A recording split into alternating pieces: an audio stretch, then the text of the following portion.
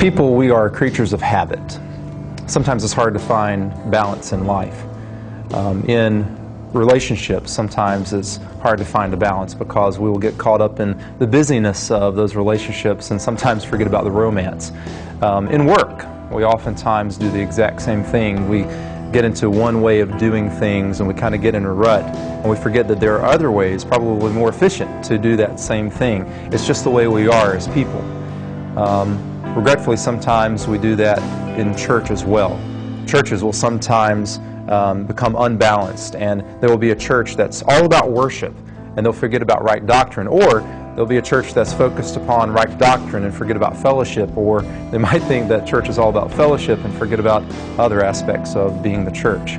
Well, Rob just finished up a very challenging series for us entitled Be the Church, in which he challenged all of us to be the church in our community. We don't just come to church and sit in the pew. Once we walk out the door, we are the church to that community.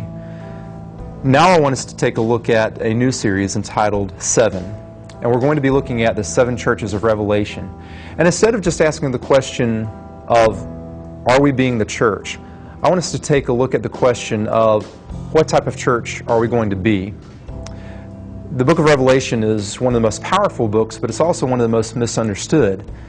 And as we go through these 7 churches, I really want us to take a look and see what these churches can teach us. Because Jesus had a message for them, not just way back then, but He has one for us as now. And the message He was trying to teach them was that they need to have balance. For example, one of the churches was great at works, but they had lost their first love, and that was Christ Himself. Another church had right doctrine, but they didn't do the works. Another church did the works, but they forgot about the right doctrine. And so it's hard to find that balance. What is that balance that Christ wants us to have, both individually and in church? It's Christ Himself. Christ has to be the center of our worship. Christ has to be the center of our good deeds that we do in the community. Christ has to be the center of our fellowship. It is all about Him. And the challenge that He was giving to those 7 churches is the same challenge that He gives to us today. If we're going to be the best church that we can be, if we are going to be the church in the community, and if we are going to be a church that is balanced, we're going to be a church that is focused upon Christ and Him alone. So as we go into this series called 7, the 7 churches of Revelation, let's ask ourselves that question. What type of church are we going to be?